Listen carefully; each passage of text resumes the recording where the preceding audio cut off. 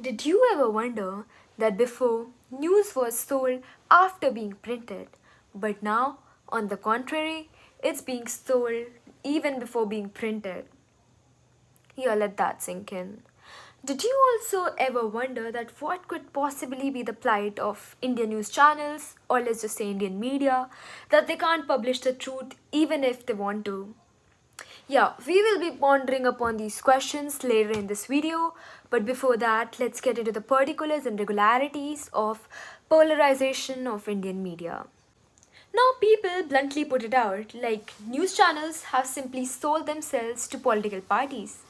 But now, not just one political party has money. Almost all government officials and political party has a lot of money. So now if that were the case, then there would be like numerous news channels, each party having its own. But that's not the case because the original case is that we abuse and torture news anchors till a point they give up and stop covering the news. But that's actually not the real game. The real game is never talked about.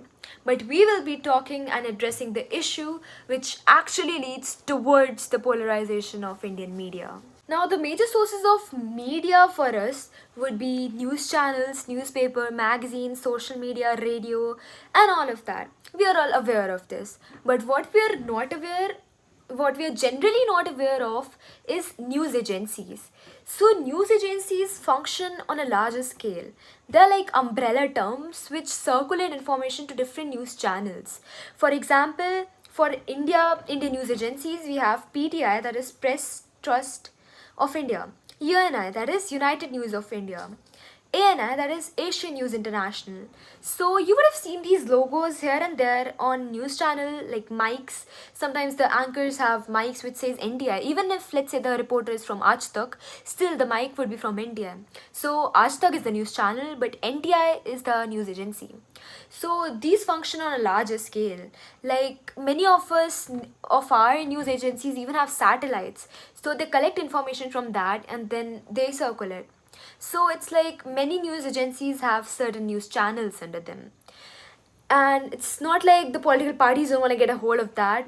That's like getting a hold of the whole news agency is definitely one of the major agenda of political parties to incline the news in their favor.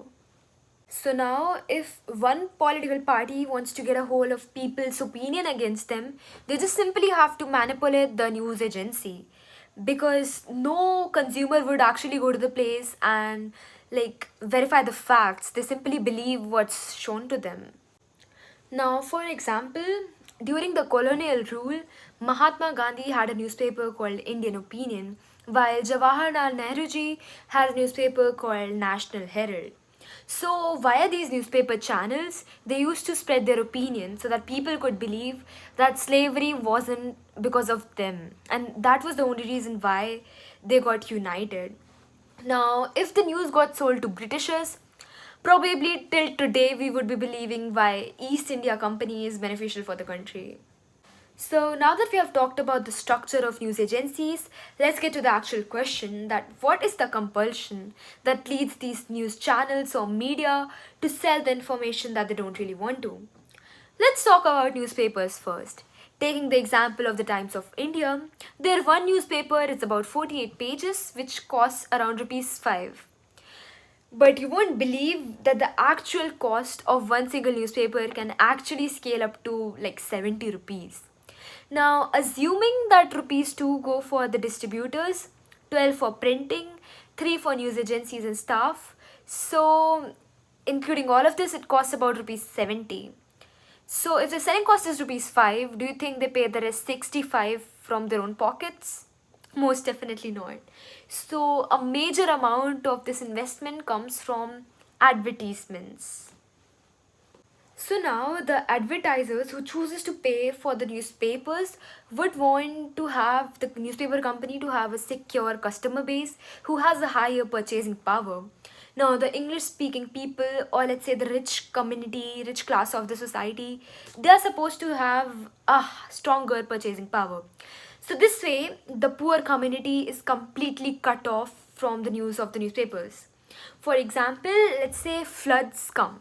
So, if the flooding is happening in cities like Delhi, Bangalore, and Mumbai and in smaller cities or villages, news channels will only telecast news that's actually happening in Delhi and Mumbai and Bangalore, because that's what people want to see. People don't want to see what's happening in smaller villages, because who really cares about them? People want to know gossips, what's business leaders, and what's like happening with the privileged people only. So that's how the poor community gets affected in here. So now you would be thinking that all of this is a pure business.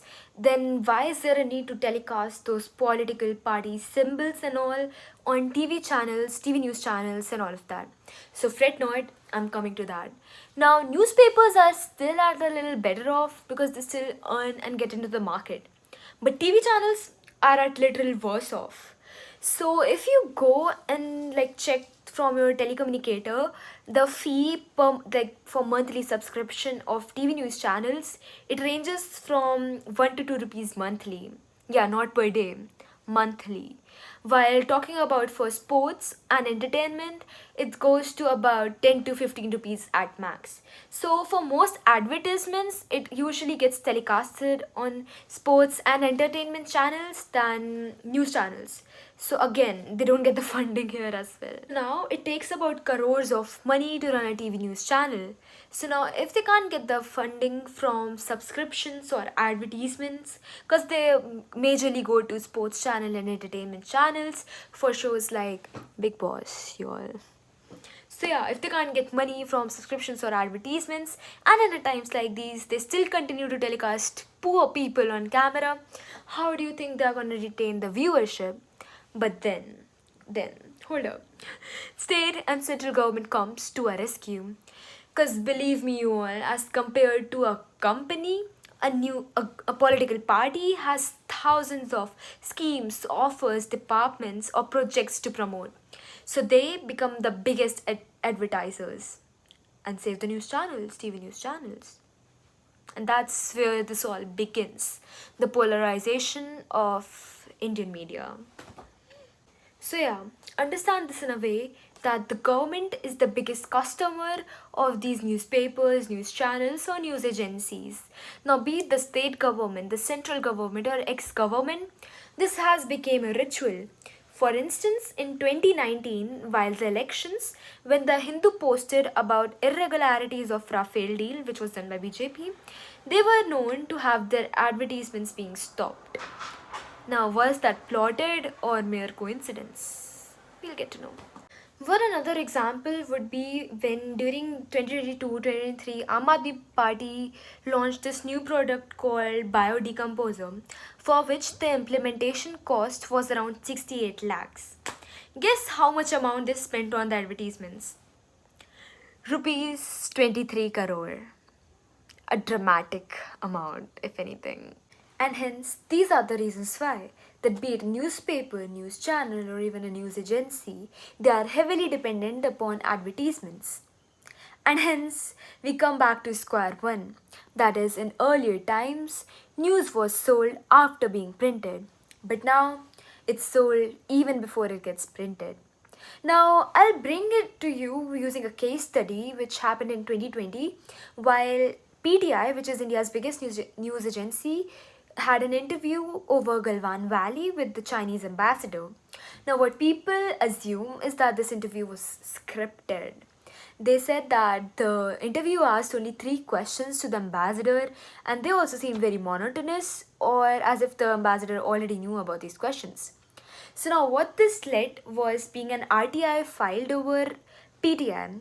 Now, the amount which PTI had to pay was 68525,000, which is 6 crores 85 lakh and 25,000.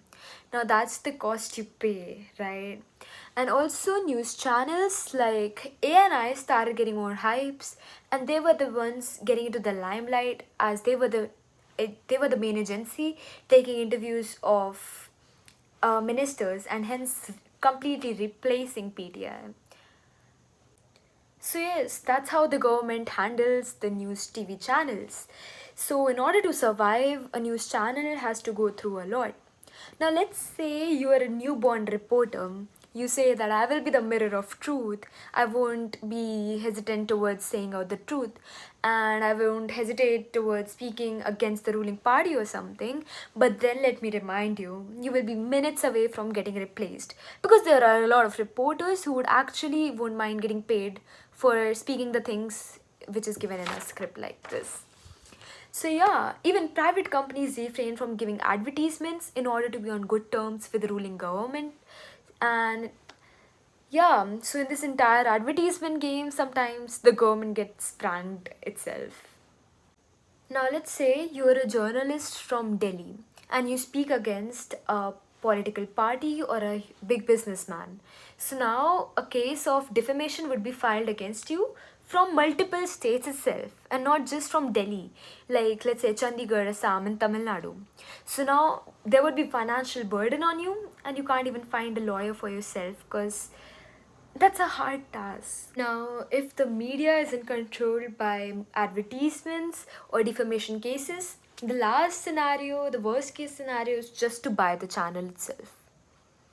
Yeah, so if you search about media consolidation, you'll get to know that amongst one third of the entire news channels present in India, they are owned by politicians or businessmen which are closely related with the politicians or people who have been politicians in the past. So basically, they get to control the whole opinion of the people watching that news channel or who are the consumers of that media in its own. So that's how you get a hold of what people think about you and the political party you want to speak or incline people's opinions towards. Now, be it the case of PTC News, Z News, News 18, I can keep on going for half an hour or longer, but these list of names won't end. All you gotta do is just go to some search engine, type out the name of your news channel, and you'll get to know which politician actually owns the whole channel itself. In the end, I'd just like to say that for India's fourth pillar to reclaim its sanctity, systematic reforms, from transparent ad policies to systematic safeguards against oligopolistic control, are imperative. Until then, the paradox of a sold media will persist, not as an anomaly, but as a symptom of democracy where perception is engineered and dissent is sold out. Now, recognizing this would be the first step towards acknowledging the accountability in an age where information, be it manipulated or pure, shapes the future of the nation. So, yeah, this was your host, Miss Anshika Saxena, giving her opinion or views on this topic that was polarization of Indian media. I hope I did justice to the topic, but if you believe I left a point or if you disagree with me on any given point, do mention it in the comment section below and I will try to acknowledge it in my next video. So until next time, goodbye, namaskar, and thank you for watching.